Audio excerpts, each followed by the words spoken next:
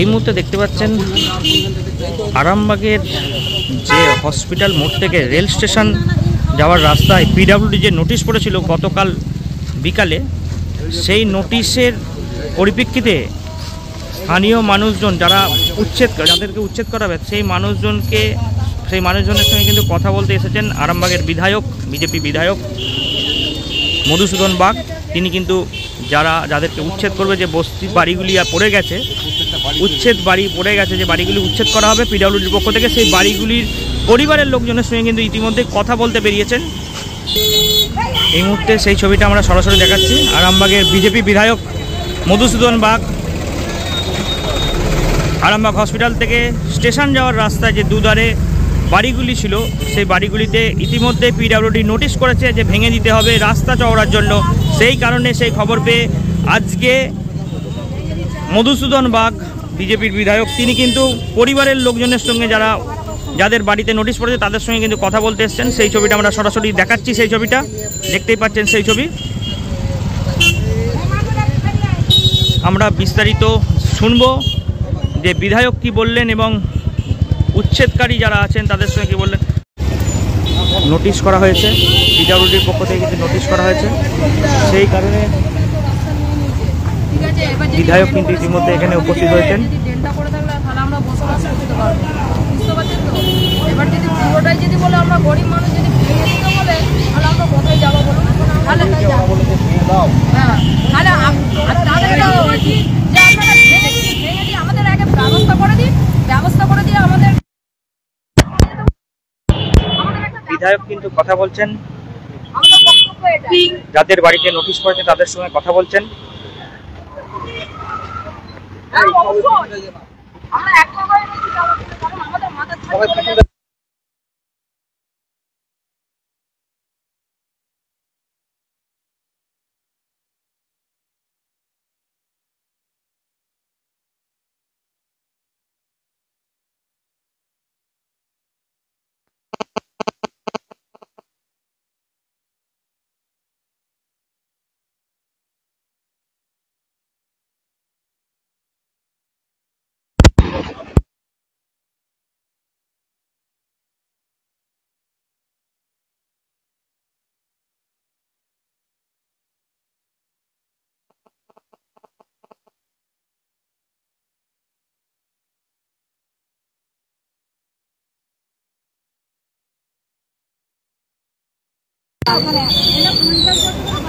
আমরা সরাসরি সেই ছবিটা লাইভে দেখাতে দেখতেই পাচ্ছেন।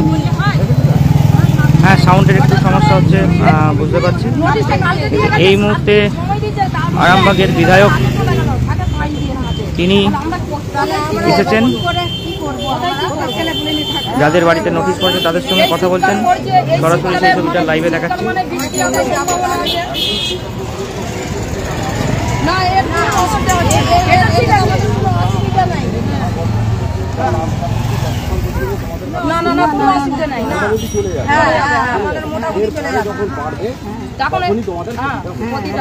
প্রচুর মানুষ কিন্তু এখানে কথা বলছে। বিধায়কের সঙ্গে দেখাচ্ছি এখানে নোটিশ পড়েছে। এই নোটিশ পড়েছে, এই নোটিশটি পড়েছে প্রতিটি বাড়িতে। আরামবাগ হসপিটাল মোড় থেকে স্টেশন যাওয়ার রাস্তার দুপাশে যে বাড়িগুলি আছে সেই বাড়িগুলিতে কিন্তু নোটিশ পড়েছে।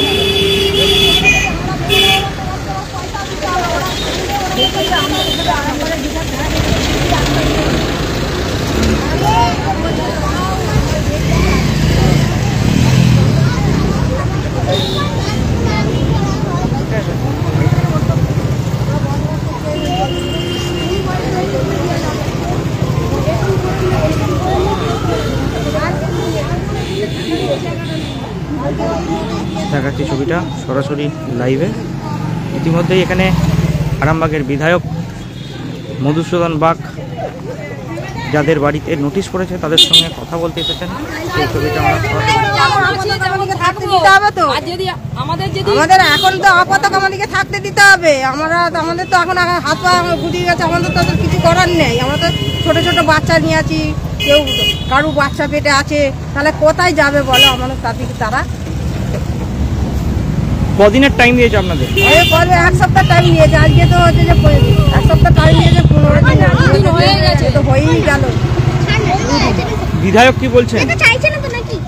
ও তো বলে গেছে যে আমরা দেখছি কি করে। দাঁড়িয়ে আছে এখানে। বিধায়ক কি বললেন, উনি কি বললেন আপনাদের?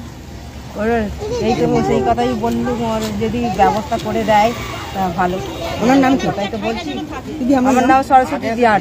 এই জায়গাটার নাম কি? রবীন্দ্র হচ্ছে যে নবপল্লী। এটা কোন রাস্তা? এটা হচ্ছে যে তিরল রোড। আমার কাছে একটাই বক্তব্য যে আমরা গরিব মানুষ কোথাও যেতে পারবো না, আমাদের মাথার ছাদ চলে যাচ্ছে, আমাদের খুবই কষ্ট হচ্ছে যে ভাই বোনেদেরকে ছেলে পুলেদেরকে নিয়ে কোথায় থাকবো, খাওয়া দাওয়া পর্যন্ত করতে পারিনি। এরকম করে যদি নিয়ে নেয় তাহলে আমাদেরকে একটা ব্যবস্থা করে দেওয়া হোক। ব্যবস্থা করে দেওয়ার পর তারপর কিন্তু সরকার যা ব্যবস্থা নেবে সেটা আমরা মাথা পেতে মেনে নেবো। কারা নোটিশ টাঙিয়ে গেছে? নোটিশটা আমরা বলতে পারবো না, এসে দেখছি হঠাৎ পিডব্লিউ এসে দেখছি দিয়ালে দিয়ালে চিঠি দিয়ে চলে গেছে। এর আগে কি কোনো নোটিশ দেওয়া হয়েছিল? না, কোনো নোটিশ দেওয়া হয়নি,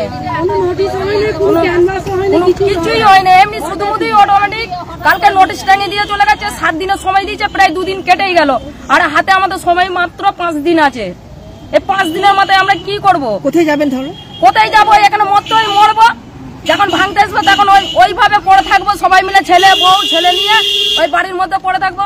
কতগুলি বাড়ি রয়েছে এখানে? বাড়ি প্রায় হয়ে যাবে আপনার কতগুলো হবে, 100 খানা বাড়ি হবে, 100 খানা বাড়ি হয়ে যাবে। এই 100টা বাড়ির মধ্যে লোকগুলো কোথায় যাবে বলুন? পিতলা পর্যন্ত তো আছে, 100-150 খানা প্রায় হয়ে যাবে। এই যে বিধায়ক কি আশ্বাস দিলেন? আমাকে বিধায়ক আশ্বাস দিলেন যে আজের দিনটা আমরা মা বোনেদেরকে নিয়ে যাব, নিয়ে যাওয়ার পর সেখানে দেখব যদি কিছু ফাইসলা করতে পারি, তাহলে বিধায়ক এটাই বললো যদি ফাইসলা হয় তাহলে কিছু ব্যবস্থা করে দিব আমরা। এটাই আমার নাম সবিরানী ক্ষেত্রপাল,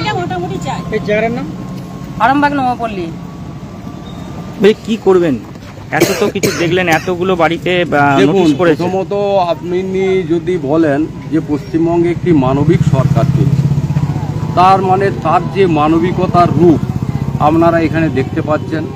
যারা নিজেদের মানবিক সরকার বলে দাবি করে, এই এতগুলি মানুষ যারা দীর্ঘ 50 বছরের বেশি সময় ধরে মাথা গোজার ঠাঁইটি তাদের মধ্যে রয়েছে। এরা কেউ চাকরি করে না, এরা কেউ ব্যবসা করে না, এরা দিন আনে দিন খায়। এদের খাবার জোগাড়টুকু করতে গিয়ে এই যে প্রতিবন্ধী বোনটি এবং তার মা দাঁড়িয়ে আছেন, তারা বলছেন যে লোকের বাড়িতে কাজ করি। আমার সামনে ওখানে রয়েছে একজন মহিলা, তিনি চপ বিক্রি করে খান। এই আরামবাগের বুকে যেখানে 5 লক্ষ 7 লক্ষ 15 লক্ষ টাকা কাঠা, এরা কোথায় জায়গা কিনবে? আমার কাছে প্রশ্ন যে আরামবাগ তিরোল এই রোডটার সম্প্রসারণের প্রয়োজন আছে, ঠিক কথা, সরকারের সিদ্ধান্ত সঠিক, কিন্তু 0.800 কিমি কেন? তার মানে কি এই 8 মিটারের পরের রাস্তাটা আমার পরিষ্কার পরিচ্ছন্ন আছে, যেখানে ডবল লেনের সুবিধা পাওয়া যাবে? শুধুমাত্র এইখানটাই, এই বস্তিবাসীরা যেখানটায় বসবাস করছেন সেইখানটাই সম্প্রসারণ করতে হবে। সম্প্রসারণ যদি করতে হয় সরকারকে, তাহলে আপনি রেল গেট থেকে শুরু করে আপনি নেতাজি স্কোয়ার পর্যন্ত করুন, দেখি সরকার বাহাদুরের কত হিম্মত, কত ক্ষমতা।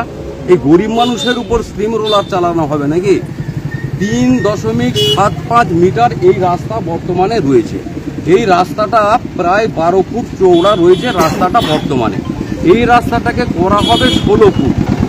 16 ফুট রাস্তা করার পরে উভয় দিকে 3 ফুটের একটা ওই কংক্রিট এবং মোড়াম পাথর দিয়ে ফুটপাতের মতো করা হবে এবং একটা পাঁচিল দেওয়ার ব্যবস্থা করা হবে। এইরকমই এদের পরিকল্পনা। তাহলে আমার বক্তব্য, এদের পুনর্বাসনের বিষয়টা এই মানবিক সরকার কি ভাবছে? এই মানুষগুলো কোথায় যাবে? এই প্রশ্নের উত্তর সরকারকে দিতে হবে, পিডব্লিউডিকে দিতে হবে, এসডিওকে দিতে হবে, আরামবাগ থানাকে দিতে হবে। আমরা আগামী দিনে এনারা যদি সহমত পোষণ করেন, তাহলে আগামী দিনে আমরা পিডব্লিউডি অফিসে যাব, গিয়ে এনাদের দাবি জানাবো, এসডি অফিসে গিয়ে দাবি জানাবো যে হ্যাঁ রাস্তার দরকার রয়েছে, এটা সবাই স্বীকার করেন, কিন্তু আমার কথা হচ্ছে যে আরামবাগ রেল গেট থেকে নেতাজি স্কোয়ার পর্যন্ত করুন। দেখি আপনাদের কত হিম্মত, সরকারের কত বড় বাহাদুরি আছে, কত বড় দপ্তর আপনার, যে রাস্তার সম্প্রসারণ করছি। শুধুমাত্র বস্তি এলাকাতেই সম্প্রসারণ হবে। আপনি কি পিডব্লিউডি অফিসে আমি যাইনি, আমি বিষয়টা জেনেছি, নোটিশ আমার কাছে আছে। সেই নোটিশ মোতাবেক বলছি যে এই 8 মিটার রাস্তা তৈরি হবে। তাহলে 8 মিটার হবে 8.800, তাহলে 800 মিটার হবে। 800 মিটারটা 100 মিটার নয় কেন? আমার প্রথম প্রশ্ন। তাহলে আরেকটু বাড়াবেন না কেন? রাস্তাটা সম্প্রসারণ হচ্ছে, পুরোটাই হোক। তাহলে ওখানে কার স্বার্থে আঘাত লাগছে? তাহলে শুধু বস্তিবাসীরা সাফার করবে, এই গরিব মানুষেরা সাফার করবে, যারা দিনে দুমুঠো ভাত জোগাড় করবার জন্য হিমশিম খাচ্ছে। হাসপাতাল মোড়ে যেটা নেতাজি স্কোয়ার আছে, ওখানে দুপাশে বাড়ি দোকানগুলি আছে, সেখানে কোনো নোটিশ পড়েনি। অথচ যাদের বাড়িতে নোটিশ মানে টাঙানোর জায়গা নেই, আমি তো এই বাড়িটাই খুঁজছি কোথায় নোটিশটা টাঙানো রয়েছে। এই ঝোড়, এই মানে আপনার অ্যাডভার্টাসের বাড়ি, তিরপল দেওয়া বাড়ি, কোথায় নোটিশটা টাঙানো রয়েছে তার জন্য আপনাকে অনুসন্ধান করতে হবে। যেখানে হোক, যেখানে নোটিশ দিয়ে দিয়েছে 7 দিনের মধ্যে চলে যেতে হবে, না হলে আমরা ভেঙে দেবো, ভেঙে দিলে তোমাদের টাকা দিতে হবে। এই সমস্ত বক্তব্য এই গরিব মানুষগুলোর কাছে চলে। এদের কাছে পয়সা নেই, এরা কোর্টে যেতে পারবে না, এরা আদালতের দ্বারস্থ হতে পারবে না, এদের কেউ নেই। এরা শুধু সেই সকালবেলা উঠে কাজে যায় আর সন্ধ্যাবেলা এসে ভগবানকে ডাকে। এদের ভগবান ছাড়া কেউ নেই।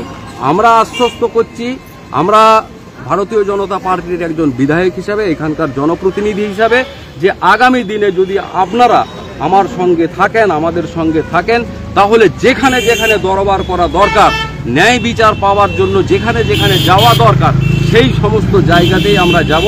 আমরা এসডিও অফিসে যাব, আমরা পিডব্লিউডি অফিসে যাব, যে ধর্ণা দেব।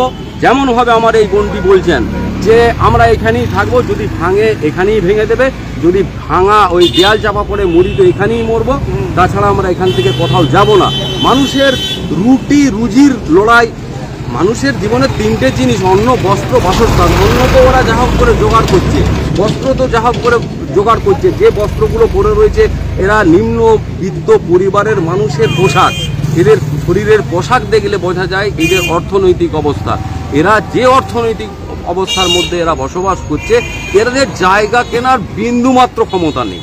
এদের জায়গা কেনার ক্ষমতা নেই। এরা এই বাড়িটা যদি ভাঙবে মনে করে সরকার, এদিকে পয়সা দিতে হবে, সেই পয়সাটা দেওয়ার ক্ষমতা নেই। ভাঙবার কোনো প্রশ্ন নেই। যা হয়েছে এখন পর্যন্ত, যা হয়েছে তা ঠিক আছে। এরপরে যদি একটা বাড়িতেও ওই নোটিশ দিয়ে ভেঙে দেবার চেষ্টা করা হয়, এই মা বোনেরা যদি আমার সঙ্গে থাকেন, এখানকার প্রতিবেশীরা যদি সঙ্গে থাকেন, তাহলে আমরা এটা বন্ধ করবার জন্য আপ্রাণ চেষ্টা করব। এটা আমরা আপনাদের সামনে দায়িত্ব নিয়ে বলতে পারি। এখানে বিধায়ক কিন্তু স্থানীয় বাসিন্দাদের সঙ্গে কথা বলছেন এবং তাদের অভাব অভিযোগ শুনলেন।